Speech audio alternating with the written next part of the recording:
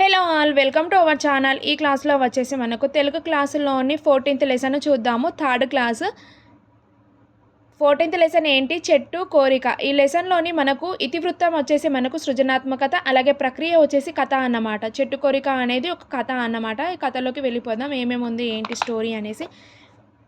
14th lessons వచ్చి starting ఇలా ఉంది.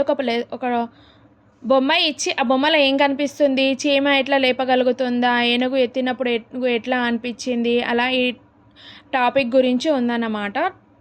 నెక్స్ట్ ఈ లెసన్లోకి వెళ్ళిపోదాం. లెసన్ వచ్చేసి మనకు ఒక దట్టమైన అడవి మధ్యలో ఒక అందమైన చిన్న మామిడి చెట్టు ఉండేది. దాని సన్నని కొమ్మల మధ్యలో నుంచి దూరడం అంటే గాలికి ఎంతో ఇష్టం. ఆ కొమ్మల మీద కూర్చోవడం అంటే పక్షులకు ఇష్టం. ఒక్కొక్కప్పుడు కోతులు కొమ్మలను పట్టుకొని ఆడుకుంటూ ఊగుతూ ఉండేవి. అలాగే చెట్ల తొర్రల్లో చీమలు కాపరం ఉండేవి. అలాగే ఉడతలు పైకి కిందికి తిరుగుతూ సంబురంగా ఉండేవి. వీటన్నిటితో చెట్టు సోపతి చేసుకున్నది. అలాగే ఇవన్నీ చెప్పే ముచ్చట్లు వినడం చెట్టుకు చాలా ఇష్టం అన్నమాట. అలాగే ఒక రోజున చెట్టు, మీరు ఎక్కడికి వెళ్ళి వస్తున్నారు అని పక్షులను అడిగింది. చెట్టు ఏం చేసింది? పక్షులను అడిగింది. అయితే పక్షులు గూడు కట్టడం కోసము గడ్డి పుల్లలను ఏరుకొస్తున్నా అన్నది పక్షి. అయితే ఇంకొక పక్షి, ఆహారం కోసం నేను తిరగని చోటు లేదు, చివరికి ఒక పాప తినడానికి కొన్ని గింజలు పెట్టింది, అవి సంబరంగా చెప్పింది. నెక్స్ట్, ఈ లోపల కోతులు వచ్చాయి. ఎక్కడ నుంచి వస్తున్నారు అని కోతులను అడిగింది చెట్టు. అయితే కోతులు, మేము ఈరోజు గుడికి వెళ్ళాము, అక్కడ అరటి పండ్లు కొబ్బరి ముక్కలు దొరికాయి, దారిలో జామ పండ్లకు తోటకు పోయాం, అలాగే ఈ తోటలో పండ్లు తెంపుకొని తిన్నాం, అక్కడే టోపీలు అమ్ముతున్న ఆయన దగ్గర టోపీలను గుంజుకొచ్చినాం, ఇదిగో మా నెత్తుల మీద చూడు అనుకుంటూ నెత్తి మీద కోతి చూపిస్తుంది అన్నమాట. అయితే అంటూ టోపీలను చూపించాయి. ఎవరు? కోతులు చూపించాయి. అలాగే అయితే చిన్న మామిడి చెట్టు నవ్వింది. మీరు భలే గమ్మత్తుగా చేస్తున్నారే అన్నది. అంతలో చీమలు బారులు కట్టి త్వరలోకి రావడం చూసింది. చీమల్ని అడిగింది చెట్టు. ఈ చెట్టు చీమల్ని అడిగిందన్నమాట, మీరు ఎక్కడికి పోయి వస్తున్నారు అని. అందుకు చీమలు, వచ్చేది వానాకాలం కదా, ముందు చూపుతో తిండి సంపాదించుకొని తెస్తున్నామని చెప్పాయి. అయితే ఊళ్ళో పిల్లలకు ఉసిరికాయలు తెంపి ఇచ్చాం, మేము కొన్ని తిని వస్తున్నామని ఉడతలు కూడా చెప్పాయి అన్నమాట. అయితే అందరూ వెళ్ళిపోయాక ఒంటరిగా మిగిలిపోయిన చిన్న మామిడి చెట్టు నిట్టూర్చింది. నేనెప్పుడు ఎక్కడికి పోలేను అని కళ్ళల్లో నీళ్లు తెచ్చుకున్నది. ఏడవకే నా చిన్ని చెట్ట అని పక్కకున్న పెద్ద చెట్టు ఊరుకోబెట్టిందన్నమాట. అయితే చిన్న చెట్టును పక్కనున్న పెద్ద చెట్టు ఊరుకోమని చెప్పిందన్నమాట. అయితే మనం చెట్లం, ఒక చోట నిలకడగా నిటారుగా నిలిచి ఉంటాం. మన పక్షులకు, ఉడతలకు, కీటకాలకు, ఇంకా అనేక జీవులకు నివాసం కల్పిస్తాం. మనం ఇట్లా ఒక చోట నిలిచి ఉండకపోతే కాయలు పండ్లు ఎట్లా భరిస్తాం? మన భూమిని పట్టుకొని ఉండకపోతే మట్టి కొట్టుకపోదా అన్నది పెద్ద చెట్టు. అయితే వీటితో నాకం సంబంధం అని చిన్న చెట్టు నారాజైంది. అయితే నాకు కూడా పక్షుల్లా, కోతుల్లా, చీమల్లా తిరగాలని ఉంది, ఎగరాలని ఉన్నది అని చిన్న చెట్టు అనుకుంది. నిజంగా అట్లా జరిగితే ఎంత మంచిగా ఉండేదో అని చిన్న చెట్టు వాపోయింది.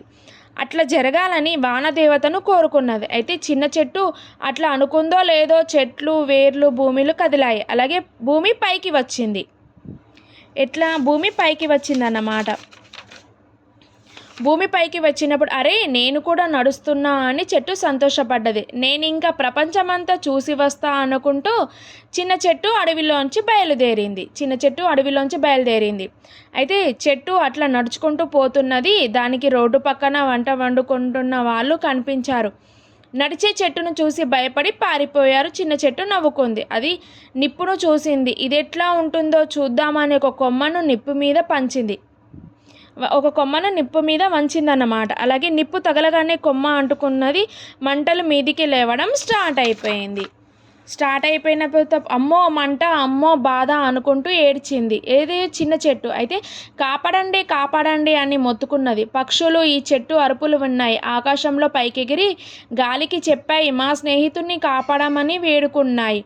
గాలి దబదబా పోయి ఒక మేఘాన్ని ఇటు దిక్కు తెచ్చింది. దాంతో మబ్బు వచ్చింది, వాన కురవడం మొదలుపెట్టింది, మంట ఆరిపోయింది. ఇలా చెట్టు, అమ్మయ్య అని దమ్ము తీసుకుంది. చెట్టు మళ్ళీ ముందుకు నడిచింది. దాని కొమ్మలు చాలా కాలిపోయాయి. దాని అందం కూడా తగ్గిపోయింది. అట్లా నడుస్తూ నడుస్తూ మిట్టపల్లి అనే ఊరుకు చేరుకుంది. ఇక్కడ మిట్టపల్లి అనే ఊరికి చేరుకుంది. జీవితంలో ఇంతవరకు ఇది ఊరు ఎట్లా ఉందో చూడలేదు. అందుకనే అది ఆశ్చర్యంతో అట్లా చూసుకుంటూ నిలబడ్డది. ఇంతలో కట్టెలు కొట్టుకునే వాళ్ళు ఇద్దరు నడుస్తున్న చెట్టును చూశారు. దగ్గరకొచ్చి కొమ్మలు విరుచుడు మొదలుపెట్టారు. చెట్టెక్కి కాయలు తెంపుకోసాగారు. అమ్మయ్య, ఎవరైనా వచ్చి నన్ను కాపాడండి అని అయ్యయ్యో ఎవరైనా వచ్చి నన్ను కాపాడండి అని చెట్టు మొత్తుకుంది. ఈ చెట్టు మొత్తుకుందన్నమాట. ఆ మొత్తుకునకు గండు చీమలు ఉన్నాయి. వెంటనే బయటికి వచ్చాయి. కట్టెలు కొట్టే వాళ్ళ పెయి మీదకి పాకి బాగా కుట్టాయన్నమాట. వాళ్ళు భయపడి పారిపోయారు. చిన్న మామిడి చెట్టు తన రూపం చూసుకొని బాధపడుతూ ముందుకు సాగింది. తొవ్వలో దానికి బాగా దూపైంది, ఆకలైంది. కానీ దాని ఆకలి తీర్చేవారే లేరు. చెట్టు బాధతో ముందుకు సాగింది. రోడ్డు మధ్యలో నడుస్తున్న చెట్టును చూసి అందరూ తికమక పడ్డారు. అయితే చెట్టుని తప్పించే ప్రయత్నంలో బస్సులు, కార్లు, బండ్లు ఒకదానికొకటి గుద్దుకున్నాయి. అయితే చెట్టుని పోలీసు ఆయన చూశాడు. రోడ్డు మీద నడవరాదు అంటూ చిన్న చెట్టును గొరగొర గుంజుకుపోయాడు. ఇక్కడ చూడండి, పోలీసు అతను గరగర గుంజుకుపోయాడు.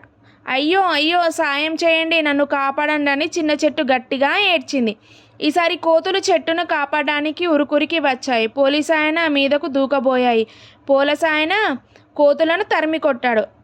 అతను చూసి చెట్టు కూడా ఉరికి ఉరికి తిరిగి అడవికి చేరింది. తనకు నడక వద్దని వానదేవతను వేడుకుంది. అయితే పక్కనున్న పెద్ద చెట్లు, నువ్వు చాలా మారిపోయావు, విశాల ప్రపంచాన్ని చూశావా, కోరిక తీరిందా, ఎట్లుంది అంటూ ప్రశ్నల వర్షం కురిపించాయి. అయితే ఈ అడవిలో ఉన్నంత సుఖం ఇంకెక్కడా లేదని తెలుసుకున్నా, బుద్ధి వచ్చింది అని చెట్టు చెప్పింది. ఏంటి, చిన్న చెట్టు చెప్పింది బుద్ధి వచ్చింది అనేసి. అయితే కొంతకాలానికి చిన్న మామిడి చెట్టుకు కొత్త చిగుళ్ళు మొలిచాయి, కొత్త కొమ్మలు పెరిగాయి. అన్ని జీవులకు అది నీడనిస్తూ వాటితో ఆనందంగా జీవితం సాగింది. ఈ విధంగా ఈ లెసన్ చిన్న చెట్టు, పెద్ద చెట్టు, కోతులు, పక్షులు, ఉడతలు అలా ఈ లెసన్ ఉన్నాయన్నమాట. నెక్స్ట్ ఈ లెసన్లో ఉన్న గ్రామర్ చూడండి.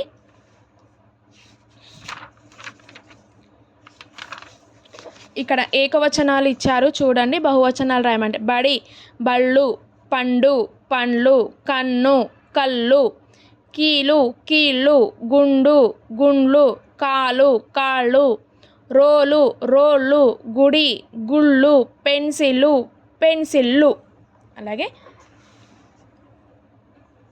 ఇక్కడ మనకు భాషను గురించి తెలుసుకుందామని ఇచ్చారు కదా. ఇక్కడ పట్టికలో కొన్ని ద్విత్వ సంయుక్త సంశ్లేష అక్షరాలను ఇచ్చారు. వాటిలో ద్విత్వాక్షరం ఏది, సంయుక్తాక్షరం ఏది, సంశ్లేష అక్షరం ఏది రాయమని చెప్పారన్నమాట.